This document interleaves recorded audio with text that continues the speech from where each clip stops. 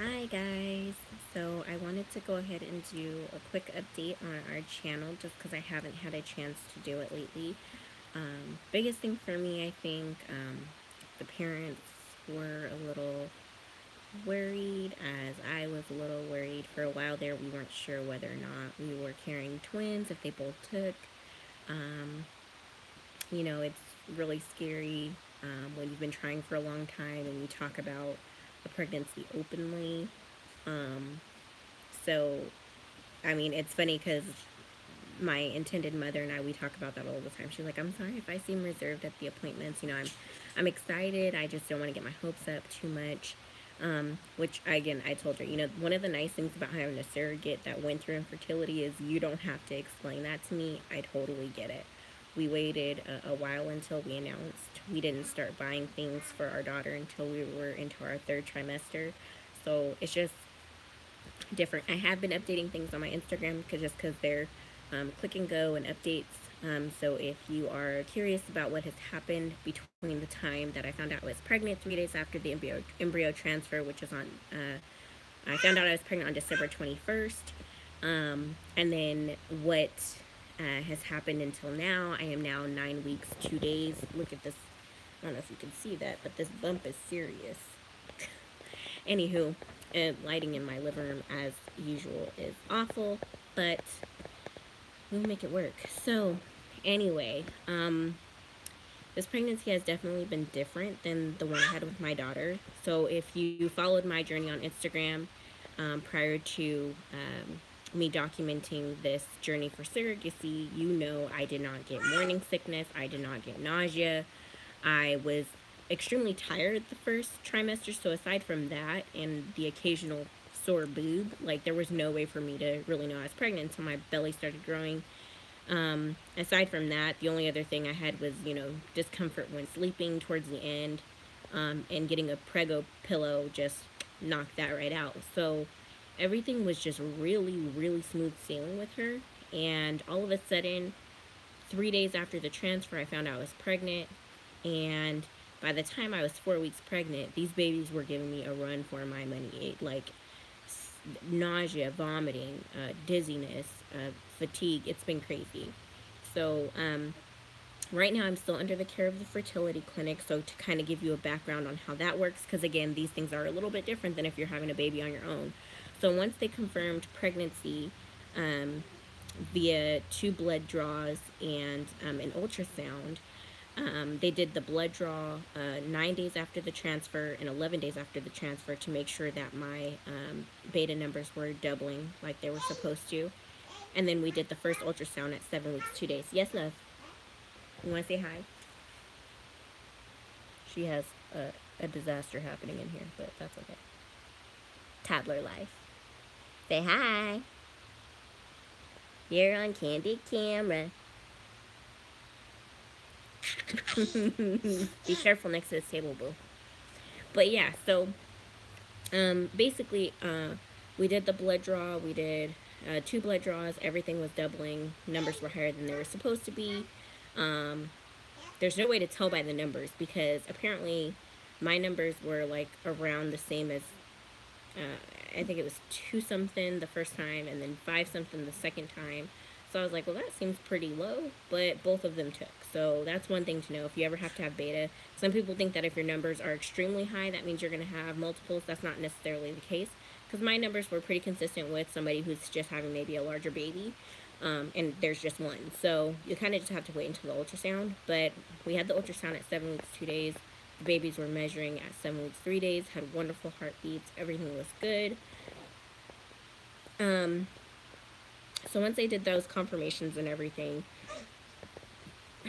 now things are starting to get to normal. I'm still taking injectable meds, the gel estrogen and progesterone. I get to stop those finally on February 7th. And I will basically, I've been under the care of the clinic, but now I'm being transferred slowly over to my own OB that I've selected to take me through the rest of the pregnancy. So I will be corresponding directly with the clinic until I'm 10 weeks, which is about a week from now.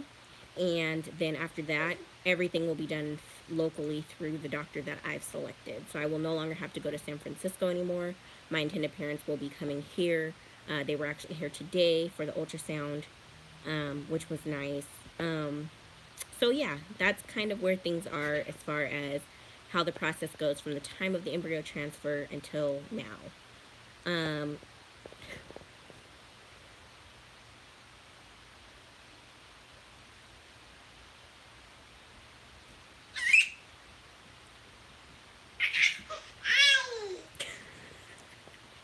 she's crazy. Anyway, but yeah, so after that, leave those mints alone.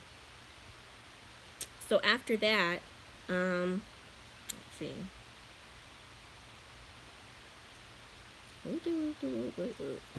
Um, so yeah, so now that brought us to today. So at this today, we had the ultrasound. The babies are still measuring a day ahead. Strong heartbeats, looking great. I actually didn't get. They did a lot of printouts.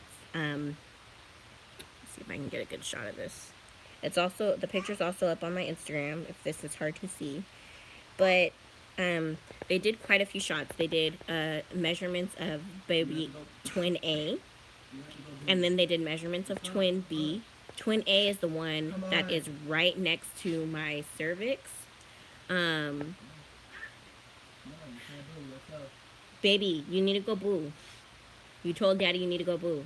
You have to go boo, yes or no? Let's go. Let's go. You not have to go? Okay. Yeah, this is parenting, guys. This is the real deal. She, you know, sometimes she says boo and she really doesn't have to go. Anyway, but I totally lost my train of thought. Is my name Boo or is my name Daddy? Is my name Boo or Daddy? No, that's not my name. And then she says it quietly, Daddy. Daddy. But anywho, so oh yeah, they did lots of printouts for the parents. They got like 6 or 7 printouts. The doctor asked me if I wanted one. I honestly just wanted one showing both of them, because last time when we went to the clinic, they do the USB thing apparently now. So I couldn't get any printouts showing that it was twins, to confirm for you guys that it was twins, and to have that documentation on my Instagram for when I do my chat books after the pregnancy. So that was the biggest thing for me. I was like, I just want to show that there's 2 in there. Like, I really don't need a whole bunch. Like, it's their babies. Give the printouts to them. But I want to be able to show, you know, my ladies and those who have followed me, that it's okay. Can you guys stop yelling though? I'm over here live, and Boots, you need to get down off your table. And Daddy's being too loud while I'm trying to do my update. So this is the update for showing that there's actually 2 of them. So yeah. What else? I gotta be like this because my phone decided to die. The disrespect decided to die while I'm doing my update. So anyway, so yeah, so that's where things are. My intended parents got to meet my parents today and my daughter. That was super fun. You know, my parents, my mom specifically, is a piece of work. So, but they loved it. They're like, oh my gosh, we're totally gonna just invite ourselves to all your Thanksgivings and family events, and we're gonna bring the twins because you guys are awesome. I was like, bring it on. It's fine. But yeah, so other than that, that's what's going on with the surrogacy. Most of my day-to-day updates are done on my Instagram currently. I am trying to get to the point where we can start recording more on our channel, and this new live feature makes it so much easier. Like, people want to edit, do all that stuff. It makes no sense to me, because I'm like, bruh, you either take it or leave. Look, this is what's happening right now.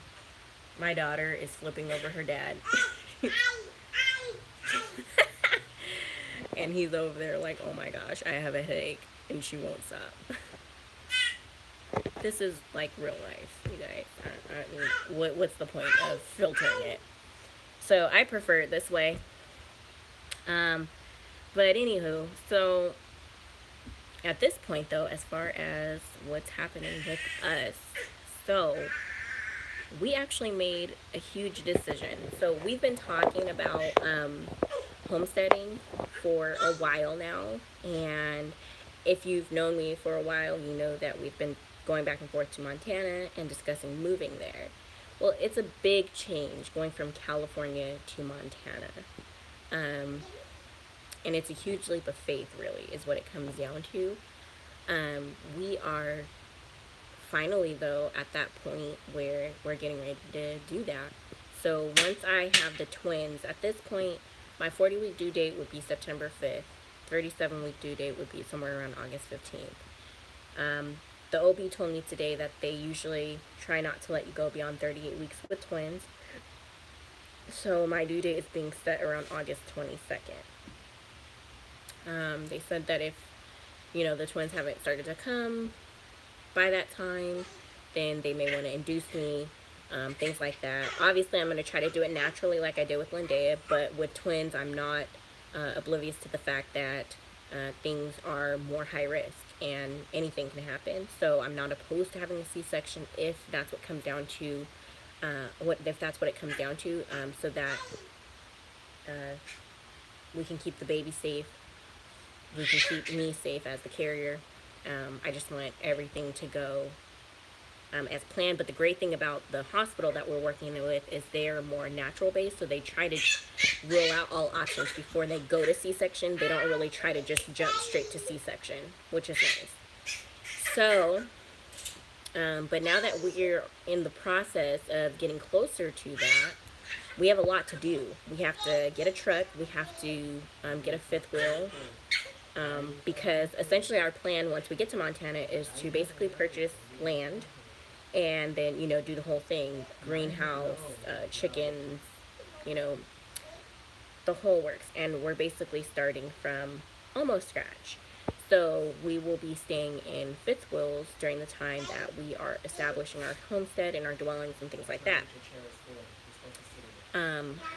But we felt like the fact that we rent right now, and we felt like the fact that our lease is almost up was the perfect time to kind of step out of our comfort zone, start getting rid of things, and start making the necessary steps.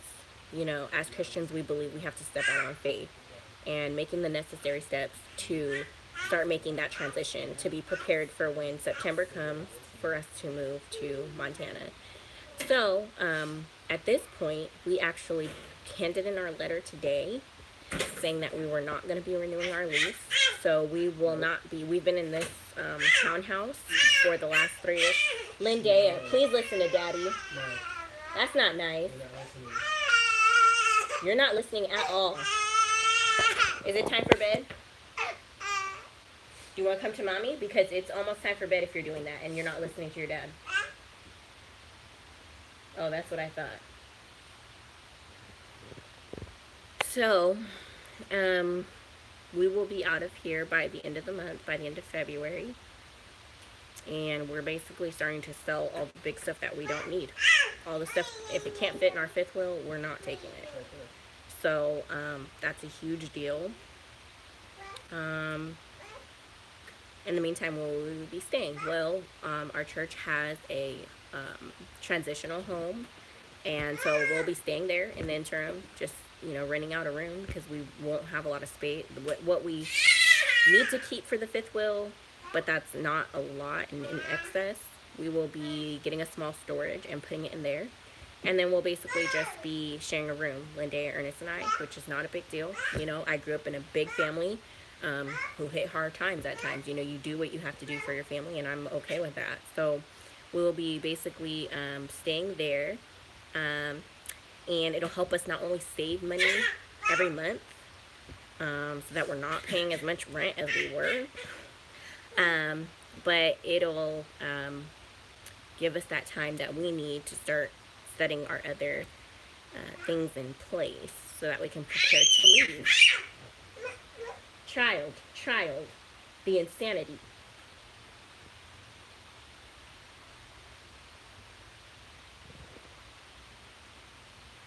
That's how she looks when she's guilty. Anyway, she's phase 1. If you don't know, she has 3 phases. Phase 1, she gets goofy. Phase 2, she starts crying about every little thing. Phase 3, she's just boom, sleep. It happens every time. If you ever have to watch my daughter, you know. 3 phases, predictable as all get out. She's phase 1. This is what we're dealing with. Is phase 1 right now. So anywho, with wrapping this up, so yeah, aside from the surrogacy, we are making some transitional changes so that we can prepare for what it is that we've been preparing for the last 3 years, which is moving to Montana. And as scary as it may be to do something new, it's exciting because we know that this is what God has for us, and it's a big deal. Like, we started praying and fasting about this 3 years ago, so the fact that we're finally here, crazy. So yeah, anyway, that's the update, you guys. It's a little crazy around here because it's late right now, and this child, she needs to go to bed. It's time for her to go to bed. Like, that's what's about to roll up at the Lincoln's house is Lindaya Charlene is about to go to bed. She's about to go to bed. You are. Yeah, you are. You are. You are. Yeah. So, thank you guys for tuning in. Make sure to like, comment, and subscribe. If you have questions in regards to surrogacy or anything you'd like me to talk about specifically, I'd be happy to do so. Just drop it in the comments below or on my Instagram. And like I said, I will be making an attempt to do more videos weekly, so that way you guys can get more of a taste of what's going on with the changes that I'm making. This belly that is growing oh so quickly. Yeah, I'm excited for you guys to take this journey with us. It's been a crazy, can't believe it's been about a year since we started this process, but here we are. I'm pregnant with twins, guys. 2 little Japanese babies, and they're doing great. So continue to keep us in your prayers. I hope you guys have a good night, and we'll talk to you later. Boobs, can you say bye?